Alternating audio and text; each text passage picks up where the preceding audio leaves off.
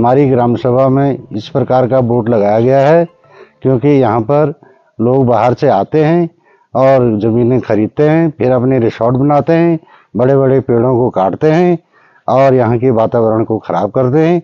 इसलिए प्रधान जी से कहकर हमारे गांव वालों ने सारा यहाँ बोर्ड लगाया है।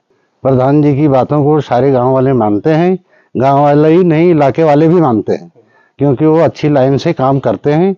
इसलिए इस बोर्ड को हमारे यहाँ पर लगाया गया है। जो हमारे यहाँ पर आज ग्राम सभा कालीगढ़ में बोर्ड लगा हुआ है, उसका रीजन है, कारण क्या है कि आज हम देवभूमि में अगर हम कहीं भी जाते हैं, आप देखेंगे कि रिवर व्यू, हिमालय व्यू, सब जमीन बिक चुकी है और हमें ये पता नहीं है कि यहाँ क्या हो रहा है, क्या नहीं हो रहा है। होटल व्यवसायी वहाँ काम कर रहे हैं, बाहर से आकर कई जगह हमारी संस्कृति से छेड़खानी की जा रही है। आप देखेंगे जिस व्यू पॉइंट पर लोग घूमने आते हैं, पिकनिक मनाने आते हैं बाहर से, वहाँ दुनिया भर की शराब की बोतलें, कूड़े करकट, ये सो, यहाँ पर अश्लीलता बहुत ज़्यादा फैल चुकी है। और जो रिवर व्यू और हिमालय व्यू के नाम पर हमारी ज़मीनें थी, वो लगभग सब बिक चुकी हैं। और इसमें दिक्कतें क्या हैं कि कृषक भूमिहीन तक होने लगा है, क्योंकि चंद पैसों के कारण कई लोगों ने क्या करा कि जो पलायन कर चुके हैं, उन्होंने कहा हमारे बंजर खेत है, हमने क्या करना है, अपनी ज़मीन बेच दी।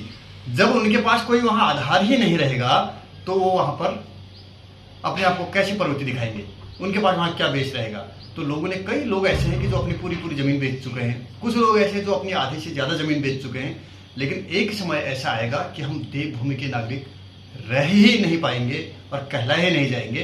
तो इसलिए वहाँ पर जो अंधाधुंध भूमि की जो खरीद फरोख्त है, उस पर रोक लगनी चाहिए। तहसील सल्ट के अंतर्गत एक कालीगढ़ गांव है जिसमें ग्राम प्रधान के द्वारा एक बोर्ड लगाया गया है कि इस गांव में कोई भी बाहरी व्यक्ति कोई भी भूमि नहीं खरीद सकता है और पहचान छुपाकर कोई भी आदमी गांव में नहीं आएगा। तो पहचान का तो यह है कि इसमें पहले से ही डीएम साहब के निर्देश हैं, एसडीएम साहब के निर्देश हैं कि कोई भी अगर संदिग्ध व्यक्ति मिल जाए तो उसके खिलाफ कानूनी कार्रवाई की जाएगी। और पुलिस के द्वारा भी इसमें सत्यापन की कार्रवाई चली जाएगी कि कोई आदमी बाहर का बिना पहचान छुपाए चोरी के मकसद से, किसी और मकसद से क्षेत्र में न घूमे।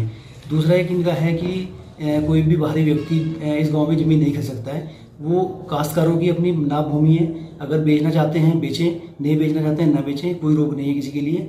और दूसरा, मेरी राय में अभी फ़िलहाल कोई ऐसा मामला संज्ञान में नहीं आया है कि वहाँ कोई ज़मीन बाहरी किसी दबाव के कारण या लोगों को धमका करके कोई खरीद फरोख्त कर रहा हो, ऐसा भी कोई मामला संज्ञान में नहीं है। अगर कोई मामला संज्ञान में आता है तो उसमें नियमानुसार कार्रवाई की जाएगी।